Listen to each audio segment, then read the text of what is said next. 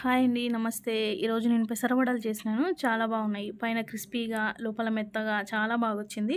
మీరు కూడా ట్రై చేయండి. చాలా బాగుంటుంది. ఈ పెసర్లు ఫైబర్ కూడా కదా, చాలా మంచిది హెల్త్‌కి. ఇవి చేసుకోవడానికి ముందుగా పెసర్లని 2, 3 సార్లు కడిగి మంచినీటితో నానబెట్టుకోవాలి. ఒక గిన్నెలో పోసి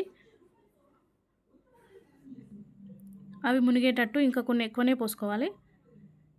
ఇట్లా పోసుకున్న తర్వాత ఇప్పుడు కొన్ని బియ్యం కూడా కడిగి ఇందులో వేసుకుందాం. ఈ రెండు కలిపి మంచిగా నానబెట్టుకోవాలండి.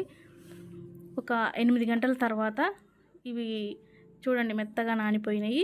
ఇప్పుడు మిక్సీలో వేసుకుందాం.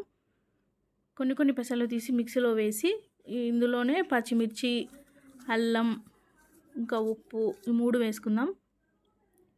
ఈ 3 వేసుకొని మెత్తగా రుబ్బి మెత్తగా పేస్ట్ లాగా రుబ్బాలండి. వడ కోసం కదా, అందుకని రుబ్బి ఒక గిన్నెలోకి తీసుకోవాలి.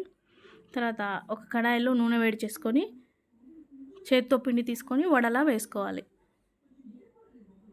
నూనె వేడి కాగానే ఈ వడలా వేసుకోవాలి. అన్నీ ఇట్లానే వేసుకోవాలి. పిండి అంతా వేసుకున్న తర్వాత ఇప్పుడు అటు ఇటు తిప్పుకుంటూ ఉండాలండి. మార్చుకుంటూ ఉంటే కిందగా మాడకుండా ఉంటుంది.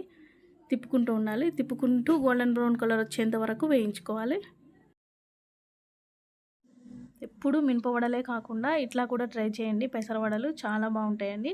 క్రిస్పీగా ఉంటాయి. పైనుంచి లోపల మెత్తగా చాలా బాగుంటాయి టేస్ట్. ఇది కొంచెం గోల్డెన్ బ్రౌన్ కలర్ రాగానే అన్నీ తీసి ఒక గిన్నెలోకి షిఫ్ట్ చేసుకోవాలి.